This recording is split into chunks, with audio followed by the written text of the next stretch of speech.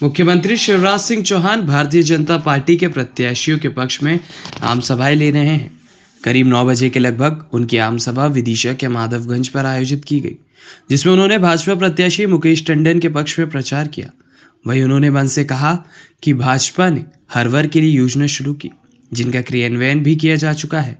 बहनें, लाडली लक्ष्मी, किसानों और अन्य वर्ग के लिए योजनाएं भी संचालित हो रही हैं। जो कुछ अधूरापन रह गया है उसे सरकार में बनने के बाद दोबारा पूरा किया जाएगा। उन्होंने मन से कहा कि मुकेश टंडन निमित्त मात्र हैं। मंच पर मौजूद सभी भाजपा कार्यकर्ता विदिशा के विधायक हैं और उन सब की लगाम मेरे हाथ पे रहेगी। सबको मिलकर बीजेपी और मुकेश टंडन को जिताना है।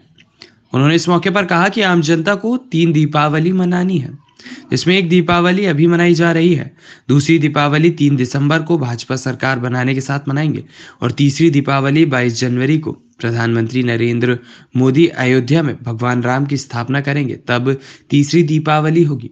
विदिशा की आम सभा के पहले मुख्यमंत्री शिवराज सिंह चौहान गंजबासौदा में और उसके पहले शमशाबाद में भाजपा प्रत्याशी के पक्ष में चुनावी सभा को संबोधित करने पहुंचे थे।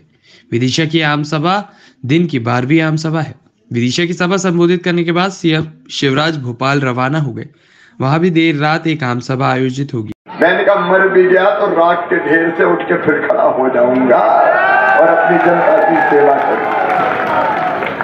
ये जीवन आपके लिए, विदिशा को और बनाना और बढ़ाना है, और बनाना और बढ़ाना है। एक बात और जो बहुत महत्वपूर्ण है, एक बात और, जिनके पास रहने की जगह नहीं है, गांव में हो चाहे शहर में हो, उनको निःशुल्क जमीन का पट्टा देके मालिक बनाएंगे। रहने की जमीन का मालिक हर गरीब होगा। और दूसरे पीएम आवास योजना में जिनके नाम छूट गए, कह दो जाके, पीएम आवास योजना में जिनके नाम छूट गए, उनके लिए सीएम लाडली बहना आवास योजना मैंने बना दी, आवेदन भरवा लिए हैं। पीएम आवास योजना के अतिरिक्त जिनके नाम छूट गए, उनको सीएम आवास योजना के अंतर्गत मकान बना के दिए जाएंगे। मकान बनाने के लिए पैसे दिए जाएंगे। हर गरीब के लिए भाजपा की सरकार है। मेरे बहनों और भाइयों, व्यापार बढ़े, उद्योग बढ़े। ये लाडली बहना से तो व्यापारियों को भी फायदा हुआ, मुझे छोटे व्यापारियों ने गांव में बताया। और इसलिए विदिशा वासियों, विदिशा के विकास में कसर नहीं रहेगी। मेट्रो की रेल केवल भोपाल तक नहीं रहेगी, भोपाल से विदिशा तक बढ़ाई जाएगी। अहमदपुर, गढ़ी और गैरतगंज होते हुए छीनधाम तक एक और हाईवे का शानदार निर्माण करवाया जाएगा। जिले अंदर विदिशा में वेंकटेश बालाजी लोग, मानोरा में जगदीश लोग और महगांव में बजरंग लोग का भी निर्माण किया जाएगा। ये कांग्रेस कभी कर सकती है क्या? बंगला घाट को भी विकसित किया जाएगा और भविष्य में विदिशा को नगर निगम भी बना दिया जाएगा और गुलाबगंज को नगर पंचायत भी बनाएंगे और लोहांगी को पर्यटन क्षेत्र के रूप में विकसित करेंगे। बड़े सपने हैं मेरे विदिशा के लिए। इन सपनों को पूरा करने के लिए विदिशा का विधायक मुझे जिता के दे दो, ये प्रार्थना करने आपसे आया हूं। आप ईमानदारी से बताएं, ईमानदारी से बताना, ईमानदारी से बताना। नेता नहीं, मैं आपका भाई हूं। बताओ, मुख्यमंत्री लगता हूं कि भैया? और भांजे भाइयों का तो बताओ, मैंने कैसी सरकार चलाई, अच्छी की बुरी? पीछे तक बताओ और बहने बताओ, अच्छी चलाई की बुरी? ऊर्जा मेरे अंदर पैदा हो जाती है। और इससे मेरे बहनों और भाइयों, मैंने सरकार नहीं चलाई, मैंने सरकार नहीं चलाई। बीच में बेटा रुक जाओ जरा, मुझे बात कर लेने दो।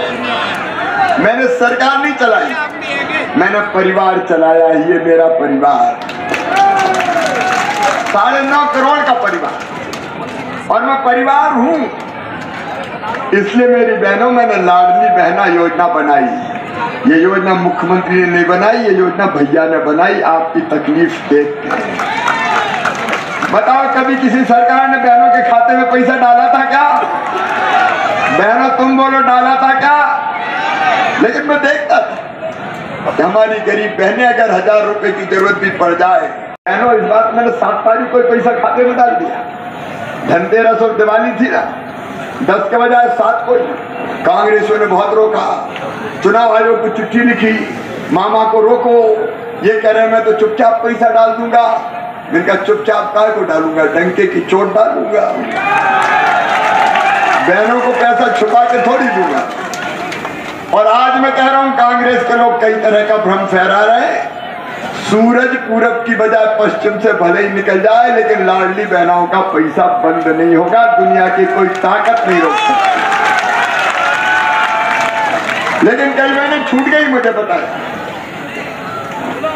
कई बहनें छूट गई और वो कहती है हमारा नाम रह गया। तो मुकेश जी, जितनी बहनें छूट गई है, जाके हमारा मंच भी, हमारा नेतृत्व भी कह दे कि भैया ने कह दिया इस चुनाव के बाद, चुनाव जीतने के बाद सब बहनों के नाम जोड़ दिए जाएंगे। पैसा थोड़ा ज्यादा लगता है क्योंकि बहनें 1,32,00,000। अब मेरे जितना भाग्यशाली भाई कौन होगा जिसकी 1,32,00,000 बहनें हो। मैं अपने आप को धन्य मानता हूं। और पैसे का इंतजाम होते ही 1250 से बढ़ा के 1500, फिर 1750, फिर 2000, फिर 2250, फिर 2500, फिर 2750 और फिर कितने होंगे? जोर से बोलो बहनों, बोलो।